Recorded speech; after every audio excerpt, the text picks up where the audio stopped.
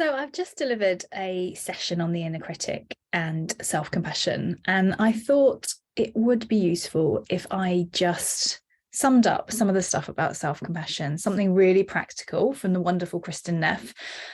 If you are struggling a bit with being kind to yourself and need something to remind yourself about what self-compassion is and how it can be helpful to you. So self-compassion is all about giving yourself that warmth and understanding that we would give to someone else, would give to a friend, would give to a family member, a child. And I think what's really interesting about self-compassion is that when we think about the part of us that is doing this thing that Kristin talks about, ignoring our pain, flagellating ourselves with self-criticism, that self-critical part of us, what it really needs from us, instead of being pushed away and ignored, is that understanding and warmth. And actually, that's not what we are programmed to do. Often what we do is we push it away and we try and not think about it, or we try and fight with it. And actually self-compassion gives us a way to relate to that part of ourselves, the part of us that is probably scared. It's the part of us that is trying to keep us safe. And it gives us a way to, instead of pushing it away and in effect giving it more power because we are fighting with it, it gives it a way to give it space, to give it what it actually needs, a bit of warmth and understanding, and then enable us to put our energy into the stuff that really matters to us. So rather than getting into this kind of spiral of getting really caught in this emotional and difficult kind of thought place, self-compassion gives us a mechanism to process how we're feeling.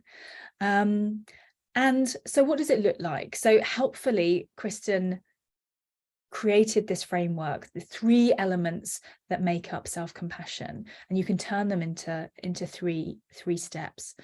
The first is mindfulness. I'm feeling sad. It's okay. I'm allowing myself to feel sad. And I think this is really key. We are so often there for other people.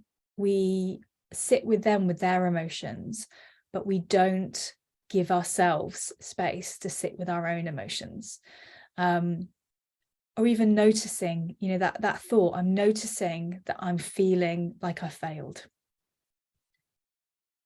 And it can feel scary to create that space and sit with that thought. And I think often that's why we do go and distract ourselves, look at our phone, go and, have a drink over here. We do those things because we're worried that the pain is maybe going to expand and get bigger.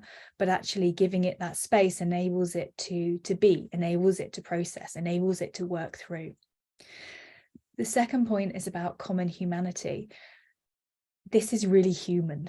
Feeling that way, feeling sad, feeling angry, feeling worried is a really human reaction. It is okay. There's not anything wrong with me. I am not a problem that needs to be fixed. So I think this is really powerful, just that acknowledgement of how normal. I'm not alone in this. And then thirdly, the kindness piece. So giving yourself, and I'm putting my hand here because that's how I feel comforted, but that feeling of it's okay, and this kindness bit, we can tell what we need often by what we do for others. So thinking about how is it that I show kindness for others that are feeling in need of compassion? How is it that I tend to show it? Is it that I give them a hug? Is it that I tend to use words? Is it that, I'm like, oh, let's go for a walk? Think about what you tend to do for others. That is probably exactly what you need for yourself. So you need to give yourself space. You need to listen and give yourself understanding. And there will also be some kind of comfort and kindness that you show to others that you really, really need for yourself.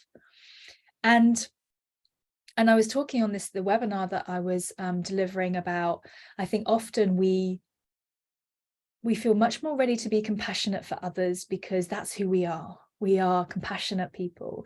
And sometimes showing ourselves compassion can feel, I don't know, self-indulgent, or like, I don't have time for that, or I don't know, it's selfish in some way. And actually, I think the act of showing yourself self-compassion, one, increases your capacity to be able to be compassionate to others, because you're in a place where you're not processing all those emotions and having them bubbling around.